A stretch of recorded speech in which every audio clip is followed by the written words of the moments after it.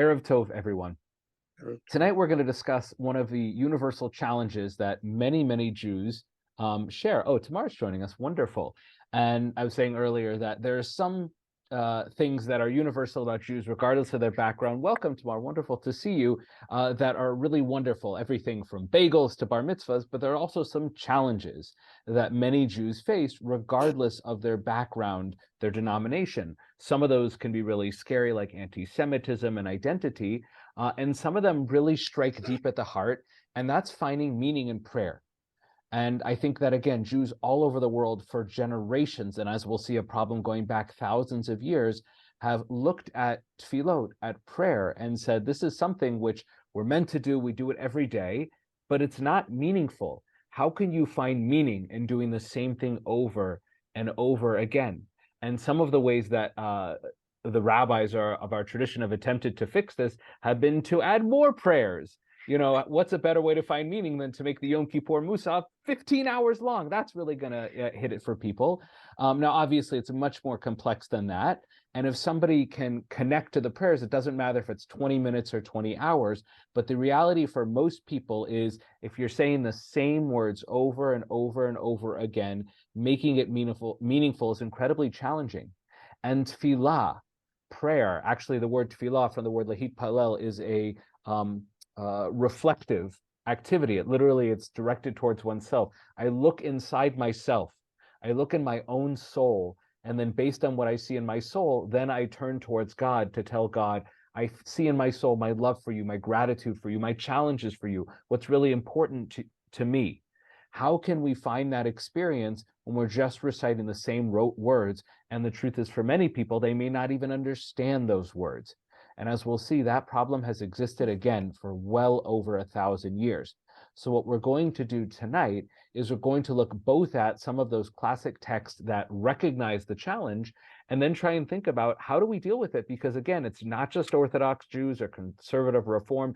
Everyone's tried to find some way to attack the problem, whether again, it's by expanding prayers or translating prayers, as we'll talk about next week, or even cutting back, saying, you know what, we're going to take the service and make it, instead of the Pesach Seder being 2 hours long, we're going to make it 15 minutes long. But the truth is, if every year it's the same 15-minute Seder, how does one find meaning in that? So the place that we'll start is going all the way back to the Mishnah, which is codified in about the year 220 of the Common Era. So we're talking, well over 1,500 years ago. And one of the two things that we'll look in the Mishnah is the establishment of prayer as we know it today. And the reason that's important is because in the Torah, in the Tanakh, it never really talks about formal prayer. It doesn't say that the prophet Yeshayahu, Isaiah, woke up, opened his Siddur, and started praying Shacharit in the morning. That idea was foreign. When people in the Torah wanted to pray to God, like Avraham, Yitzchak, Yaakov, Sarah, Rivka, Rechav, Leah, they just talked to God. They would praise God when the moment struck them. But that's not the vision or the structure that the Mishnah imagines. So Gloria, if you would go read this first source from the Mishnah, and a lot of these sources are in the section of brachot, around blessings and prayers in general. That's where a lot of the conversation happens. So go ahead, Gloria. This first one starts just establishing the idea that there's even a fixed time for it. You can't just wake up in the middle of the day and say, I feel like praying now. No, it has to be a certain set time, please. Shacharit can be said until midday. Rabbi Yehuda says until 4 hours into the day. Mincha can be said until the evening. Rabbi Yehuda says until the middle of the afternoon. Ma'ariv has no set time, and Musaf can be said all day. Rabbi Yehuda says until 7 hours into the day. So the rabbis love quantifying everything down to the exact minute. But the background for this is that the tefillot, the prayers that we know them today, in many ways were kind of a replacement or a stand-in for offering sacrifices. And perhaps historically what it was is, other than coming 3 times a year and celebrating the holidays at the temple, the expectation was the priests and the Levites, they would take care of worshiping God. And when would I pray? 3 times a year, certain holidays. I would say the Shema. But there was nothing else. There was no 18 blessings. There was no Amidah. I would say thank you to God when something good happened to me. The whole set model of blessings and prayers and everything, that developed much later historically. The way the Israelite people reached God, it was on the holidays, and the priest did it on behalf of everyone daily. But in the absence of sacrifices, they established that we should connect to God at certain set times. And just like the sacrifices had certain times they could be offered, the morning sacrifice could only be offered in the morning, the afternoon sacrifice in the afternoon. And so that's exactly what this is saying here. We want to model our prayers after the sacrifices, but what that does is it locks in that prayer. So it's not about spontaneous inspiration. It's about when you have a specific time to do it. And if you miss your opportunity, it's gone. That doesn't mean I can't just say right now, praise God. I just did. Praise God. Thank God. There's nothing wrong with that. But that's not what we're talking about here. We're talking about the formal obligation of prayer, which, Gloria, I'll have you read the next one, is it's not just there's a set time for it, it's during the morning prayer time. Go ahead, please, Gloria. Source number 2. Rabban Gamliel says every day a person must pray 18 blessings of Shemona Esrei.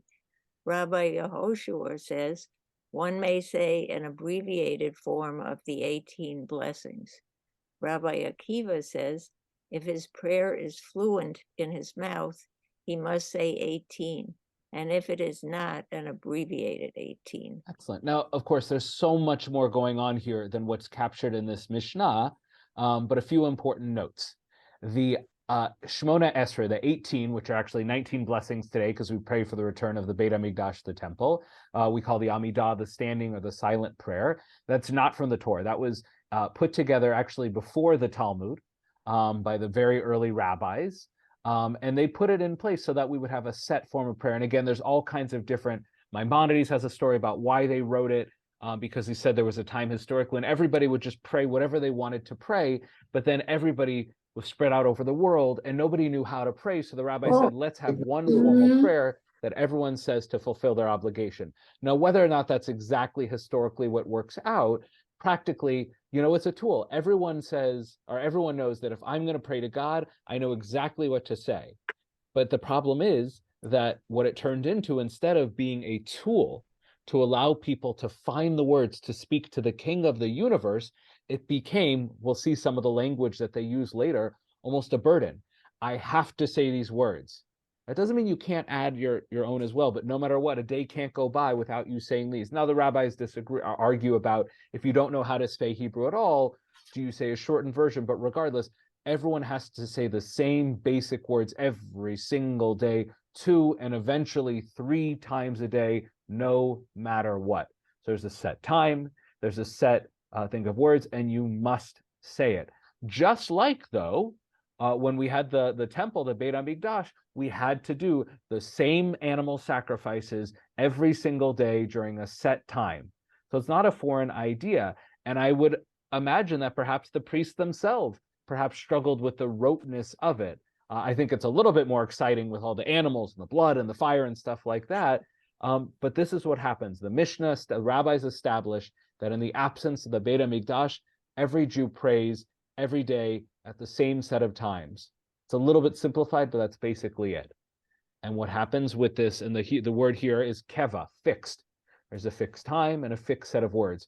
You can go beyond it, but the question is, how do you find meaning in doing the same basic stuff every single day? And the real question is, if I'm saying those words and my heart isn't in it at all, I'm literally just reciting it I don't understand the words, I'm not paying attention, I'm thinking about my shopping list as the words roll off my mouth, does it mean anything? And before we get to that, I'll pause and ask if there are any questions, thoughts, or comments. Excellent. So Tamar, this next section here is called kavana. And the word kavana comes to the word kivun, which is direction. When I'm going to Israel in a couple weeks, and if I want to ask what direction I'm going to something, I say be'eze kivun, in which direction am I going? And they'll give the same directions no matter what. Yashal, yashal, yashal, yamina, yashal, yashal, which means straight, straight, straight, right? The directions are useless unless you have, we'll have Google Maps, it'll be fine. But Havana is about directing your mind and your heart. Now, we're not getting into one big question today is exactly what am I directing my heart towards? What exact focus do I have in mind?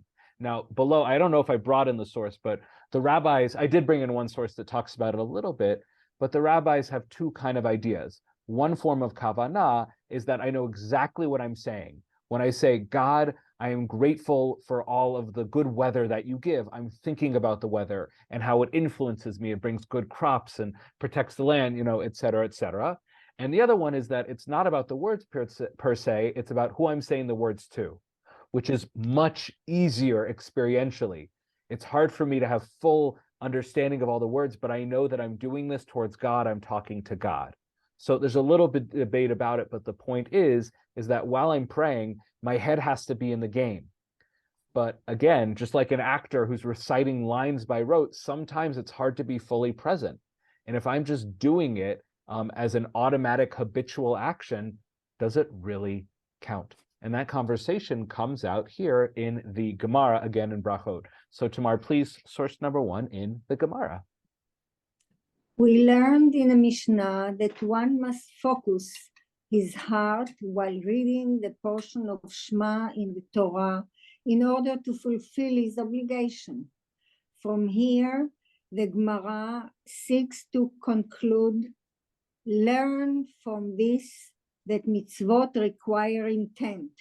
When one performs a mitzvah, he must intend to fulfill his obligation. If he lacks that intention, he does not fulfill his obligation. So pause there for a moment. So remember I said the rabbis, it wasn't just about set words, it was set times. So there is a set time to say the prayer of the Shema. Shema, Yisrael, here, Israel, Lord is God, Lord is one. And if I don't say it by a certain time, then I'm not fulfilling the mitzvah in the proper way. There's all kinds of conversations, I can still say it later, but I'm not doing the mitzvah the right way. Well, what if I happen to be sitting in the Beit Midrash or in my house in the morning, and I'm reviewing, let's say I'm reading Torah that week, and it happens to be the section including the Shema, and I happen to be reading it, but I'm not reading it as part of prayer.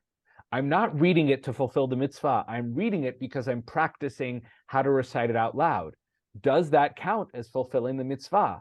And this conversation goes on the idea that no, unless you stop there and say, oh, my watch says it's time to say the Shema, I happen to have it in front of me, I'm going to read it with the intention to fulfill the mitzvah, which means to say that unless your head is fully in the game and you're full, and we actually talked about this in another class, unless you intend to fulfill the mitzvah and you're fully focused on what you're doing, it doesn't count for anything.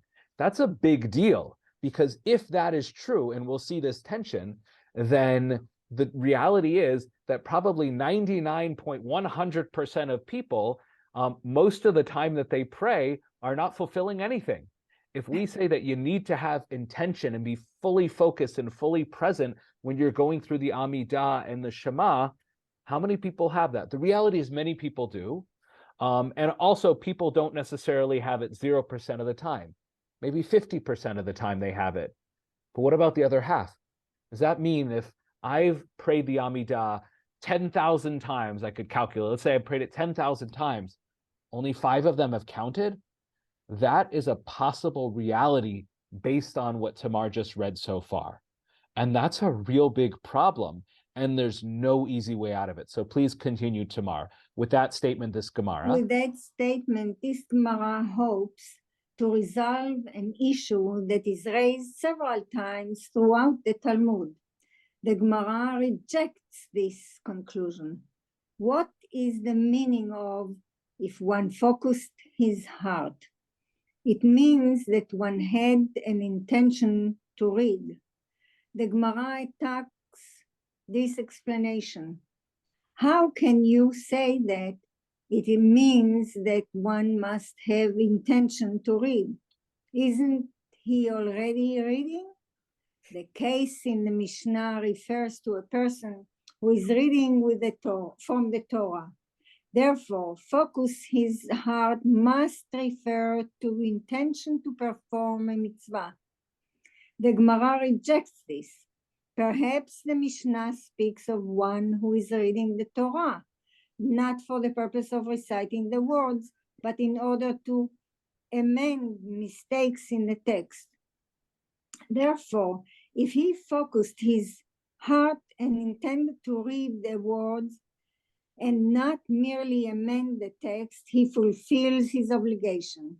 he need not have the intention to fulfill his obligation. Excellent, thank you. So the Gemara has a little bit of a back and forth here, again, about somebody who happens to be reading in the text. If he's just going over to find mistakes, maybe it doesn't work. But if the mitzvah is to read the Shema, and his intention there is to be reading the text, perhaps he fulfills it there. But the takeaway is still there needs to be some kind of intention present, and we're going to see that come out in other Gemarot. But again, this is a real issue, because if we say that when we are reciting tefillot, if our head isn't in the game, it doesn't count, then how do we deal with the fact that we have to do it anyways? Because the easy solution, as Rambam suggests and others suggest, is if you're not present, don't do it. And the rabbis are going to suggest that in a way that doesn't work for us today. But that's kind of the extreme thing, is if you can't pray with intention, don't pray. But you have to pray anyways, so have intention. That's kind of what the rabbis are going to leave us with, and that's not really a good resolution. But let's look a little bit more into how the rabbis struggle with this. But again, I think it's so powerful because this is still a struggle that I myself as a rabbi have to this day. It is hard. I mean, just this recently on the Yemim Noraim, on the High Holidays, welcome Rana, as I was both the rabbi and the chazan, to try and have my mind fully focused on the meaning of all the words was very challenging. And to keep it consistent, which we'll come back to that, is the rabbis tried to meet us where we were and say, fine, if you can't have it 100% of the time, 10%. But again, the struggle, the tension, the metach between you have to do it, but you have to do it right, and you can't really compromise, leaves us in a quandary. So this next source here kind of says it quite explicitly, what I've been saying all along about if you pray without proper intention, you're out of luck. Rana, would you be open to reading for us? You shake your head vehemently, so I'll take this. Literally just came. I don't know. Can I just? I'm sorry. This is. I don't know who remembers Carl. The Crawfords. We just came back. We're sorry we're late. Carl Crawford. Well, we're very friendly with Eric and Elsie. The mother passed away, so we were just paying a shiva call. So I'm sorry. Diana Ametz. That's a beautiful. We were there too. Okay. Didn't know if you know. So. Yes, we were there. I'm glad you're able to do that and that you're able to be present here, and we can dedicate this learning in memory of their mother. So thank you, Rana. So this next source here is going to say explicitly, and it's good, Rana, you're joining now, about the tension between the rabbi said, you have to pray every day, set words, set time. But if you pray and you don't have full intention, your heart is not totally focused on it, it doesn't count.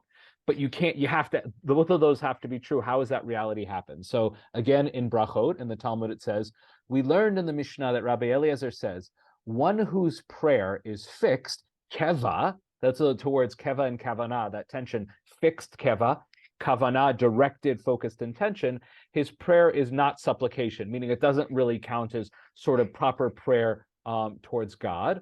The Gemara asks, what is the meaning of fixed in this context?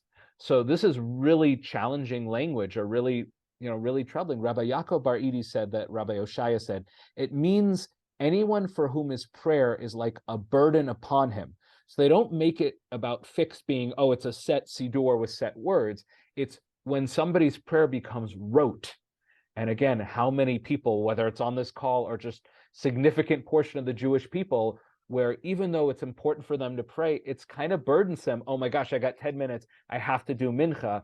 And it becomes a burden when you have to get it done and say it every day, every Shabbat, 3 times, 4 times, etc.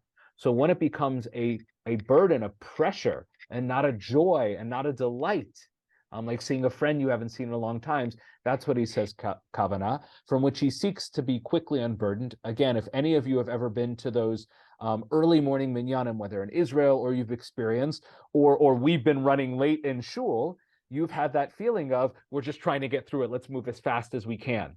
That's keva. It's not good. So it says, the rabbis say, this refers to anyone who does not recite prayer in the language of supplication, meaning deeply from the heart and actually feeling it and really praying to God, but as a standardized recitation without emotion. Again, how much does that speak to us today? Rabbah and Rav Yosef both said it refers to anyone unable to introduce a novel element, i.e. something personal reflecting his personal needs to his prayer, and only recites the standard formula. So that's a separate conversation about, fine, you have the set prayer, but every time you do it, you have to add in something, a paragraph. And the crazy thing is, at the end of tefillot, at the end of the Amidah, very end, there's this paragraph before we take three steps back in Osei Shalom, and that whole paragraph, Elokai Natsor, was written by a rabbi as his personal prayer that had meaning to him. But the problem is, it was so lovely, it really is beautiful, it became the set standard prayer that everyone does today.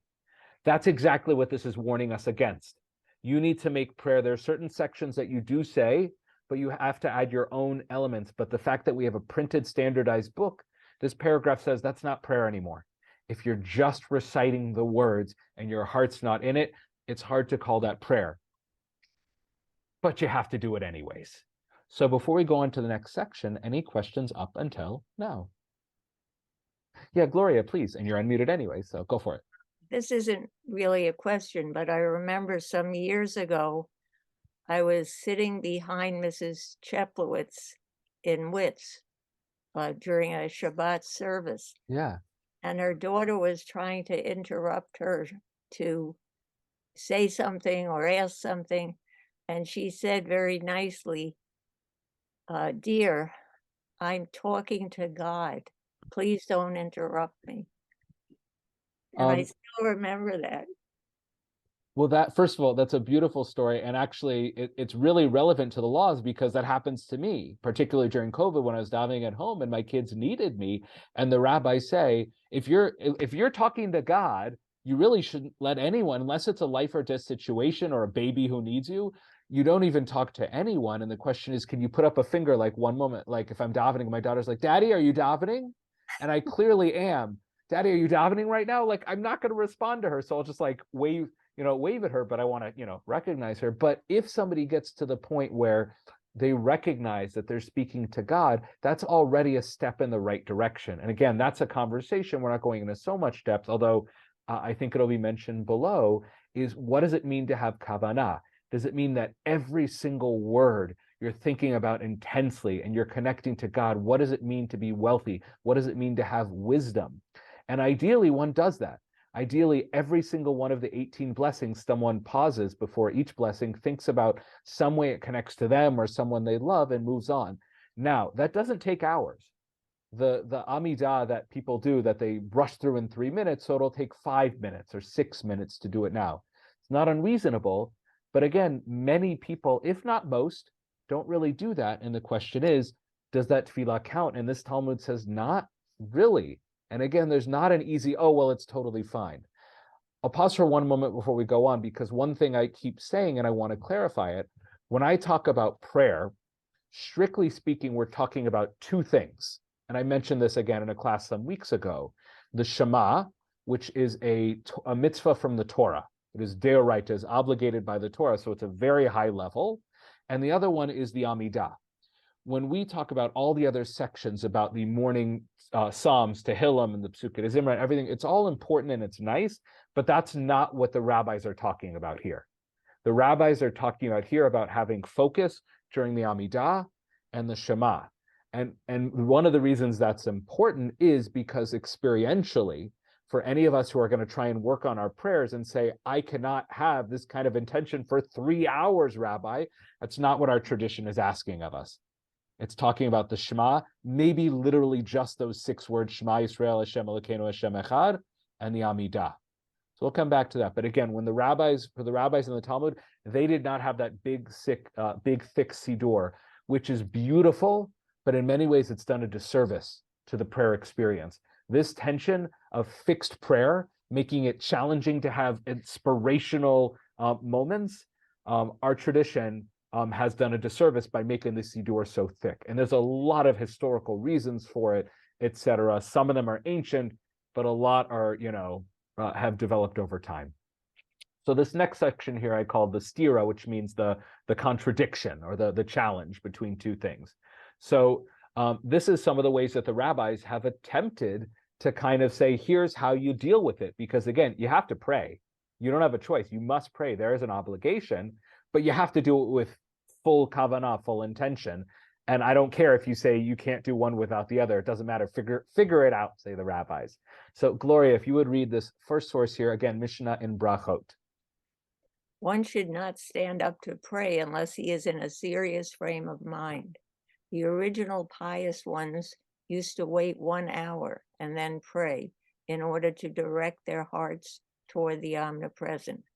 While one is reciting Shmona Esrei, even if the king greets him, he should not respond to him. And even if a snake wraps around his heel, he should not interrupt. Now, by snake, it means something, it doesn't mean specifically, but it'd be like a garden snake or a cockroach or a cat or something like that, meaning nothing dangerous. So too with the king. If someone is on a journey and they step off the side of the road, it's probably what they were imagining when they wrote this, and they go to a tree or like a quiet place and they start praying, and the king goes by and says, what are you doing, Jew, or whatever they, however they would say it.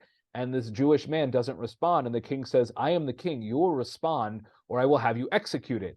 Then you respond to the king.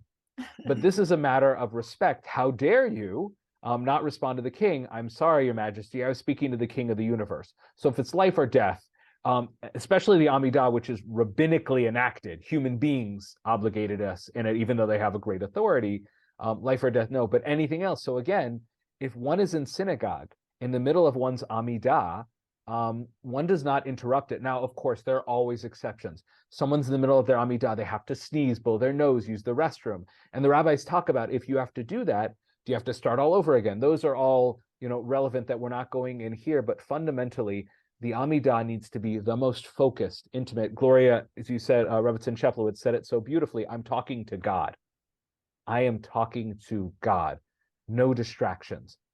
But the Mishnah also says, do not go into that place. Do not talk to God unless you are in the right state of mind. So what would these Hasidim Arishonim, and these aren't the Hasidim that we had in the 18th century. These are the righteous ones of ancient generations, kind of like monks, and they would spend an hour meditating, preparing themselves before they would go on the Amidah. Now again, for them, all they had was the Amidah and the Shema. Now today we actually have plenty of tefillot before the Amidah.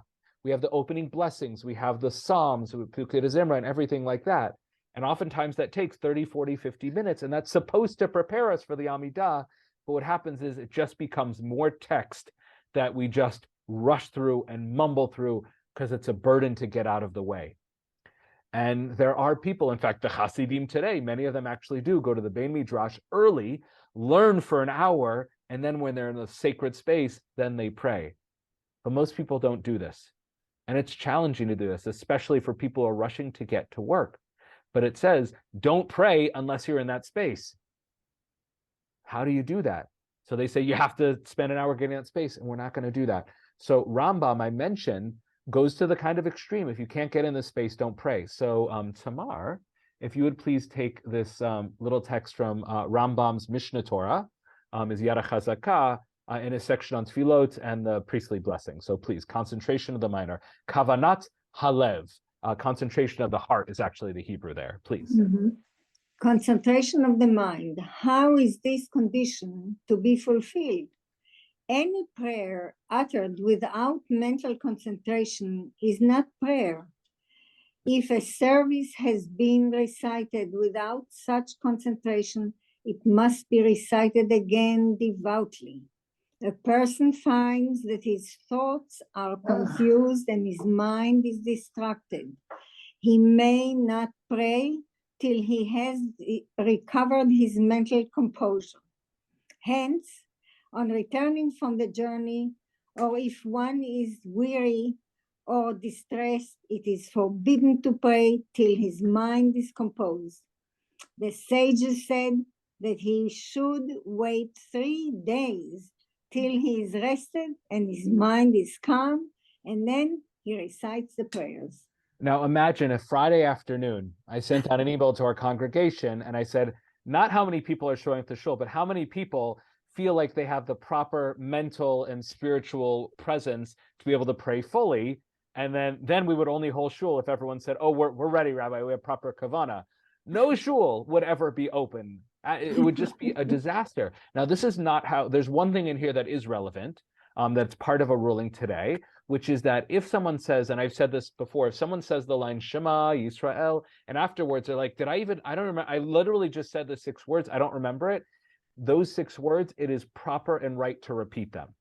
Now, with the Amidah, there are certain rare cases where one should repeat it, but the reality is, in most cases, we don't, because the rabbis of the Shulchan Aruch 16th century recognized that most people can't get that proper intention again. But this enactment of waiting 3 days, now he talks about an extreme situation, being exhausted or after a journey. I have 3 little kids. So for my wife and I, that 3 days would become, what is it? How old were your kids when you felt like you could actually sit down and focus and have some time to yourself? Some of you might say, I still don't have that, Rabbi. Rana's still shaking, like, it's never going to come, Rabbi. Give up on that. So that's not how we rule, but it also puts us in a quandary, because tefillah, which many of us, God willing, will pray to God for 20, 30, 40, 60, 70, 80, 90 years. What if we come to the end of our life at 120 and realize we never actually prayed once? And that's sad, because the reality is that's kind of what the experience is for a lot of people. And some of you might say, I remember one year, Yom Kippur, and I felt fire in my heart. I had tears in my eyes. That's beautiful. That was real tefillah. That was once. We're supposed to feel not necessarily that, but something every time we pray. We're supposed to feel like we're talking to God. How do we do that? And that's really, really challenging. And again, the rabbis pick up on this and they try and respond to the reality of the world around us. I'll take this next source here. And again, the Rambam kind of talks about that reality people find themselves in. So it continues again in a section of the Mishnah Torah. If one has recited the Amidah without devotion, and again, the Hebrew there is very beautiful, lo kiven et libo, he did not direct his heart towards what? Again, it's a debate, but towards God, towards the significance of the prayer, what he's doing, he should recite it again devoutly. If he, however, concentrated his attention during the recital of the first blessing, he need not read the prayer again. This is a massive compromise. Consider where the Mishnah was saying somebody whose prayer became rote and all these things, he needs to spend an hour and all these things, and the prayer is not prayer. And Rambam says, if you can focus for 5 words or 1 paragraph, that's enough. And by the way, the Shulchan Aruch, especially the Ramah, Rabbi Moshe Isserles, it's basically what they rule. If you can have focus during the first blessing, that's enough. Now, that helps us because that means that for most people, practically, that's a reasonable thing. If I can focus for 30 seconds and then I zone out for the next 5 minutes of the Amidah, I fulfilled my obligation. Okay, so 120 years, I have said a prayer properly. But it's also quite sad. And that's not a judgmental thing. That's the reality of the situation of prayer.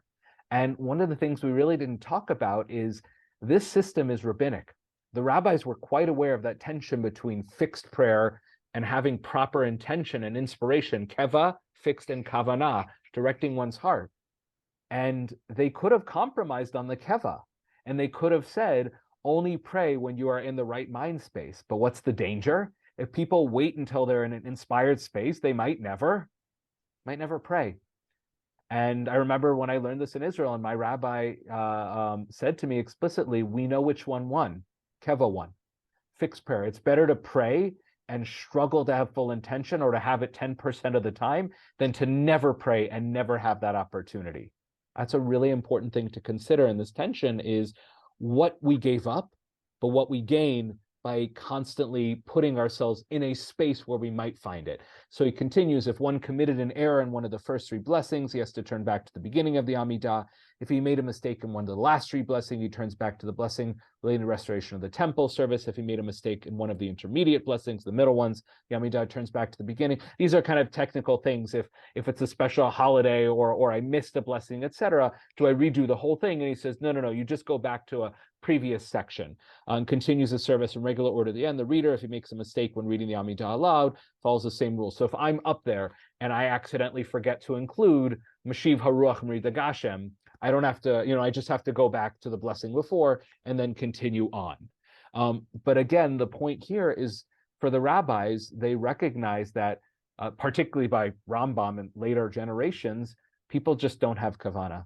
And it's not that we're incapable of it. That's the important thing. Anyone can get it, but we're not. The experience on the ground is the rabbis of the Talmud and earlier established, we pray, we're going to do it. We must do it. But people aren't doing it right, and it's hard to do it right, and we can't force them to do it right, so we'll meet them halfway, which is quite beautiful. But again, there's also a kind of sadness there. So before we go on to our last two sections, any thoughts, comments, or questions up until now? Excellent. So these last two sources are written by more contemporary authors. This next one is by not rabbi, but a scholar, Moshe Halbertal, and he wrote this incredible book, a biography of Maimonides. And if you are at all interested in learning more about Maimonides' life and his thought, I have a copy. You're welcome to borrow it. It's an incredible book. But he talks here about not only this tension, but about there's actually a seeming contradiction in Maimonides' work itself, in his Mishneh Torah, about whether or not we need to have proper kavana. So, Gloria, if you would please read this source number 4. Go ahead, please. In Mishneh Torah's laws concerning prayer, two of Maimonides' rulings appear to contradict each other. On the one hand, he rules that because prayer without kavanah is not considered real prayer, one who recites a mandatory prayer without kavanah has not discharged his obligation and must repeat the prayer. Elsewhere, however, he rules that discharge of the obligation requires only that the first blessing of the Amidah be recited with kavanah. If he lacks kavanah during the remainder of the Amidah, his obligation is nonetheless discharged. So in some ways you could say, well, the second one is kind of like just like a limit on the first one, that you do need kavana, but only on one thing. But the seeming contradiction is that in one source he says you have kavana or the whole thing's worthless, which echoes what our first sources said. The Mishnah and the Gemara, without proper intention, without focusing your heart and mind, you've done nothing. And as a second one, it says, as long as you have focus for 5 seconds or 30 seconds for a few lines, that's good enough, which seems like a cop-out. But as I said, it's much more nuanced than that. But Moshe Halbertal continues, please, one could maintain. One could maintain, as did several interpreters of Mishneh Torah, that the latter statement is simply a qualification of the first, limiting the reach of the obligation to maintain kavanah. Rab Chaim Soloveitchik, who shrank from this kind of explanation, sought to account for the difference in a more substantive way, proposed that there were, in fact, two kinds of kavanah. In the first ruling that prayer without kavanah was not prayer, Maimonides was using the term kavanah to mean an awareness of standing before God.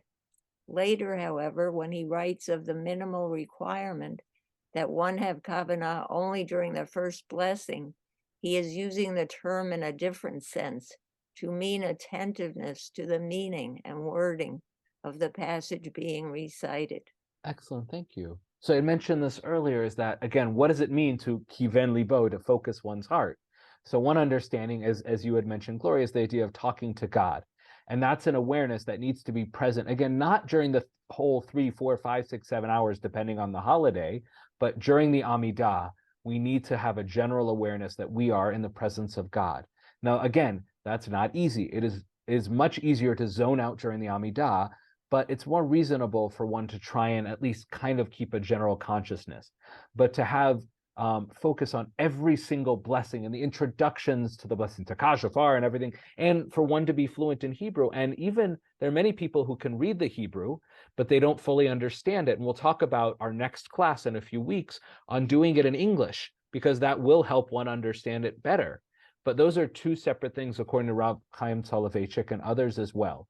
So if one is not aware of God's presence and that one's talking to God, one didn't pray. One just read some words and it was meaningless, do it again. And the second one, it says, as long as you understand the meaning, translation, significance, you're really focused on what you're saying for the first blessing about the Avot, about the fathers. I am praying in the merit of Abraham, Yitzchak, and Yaakov, God who was the shield of Abraham, who protected him.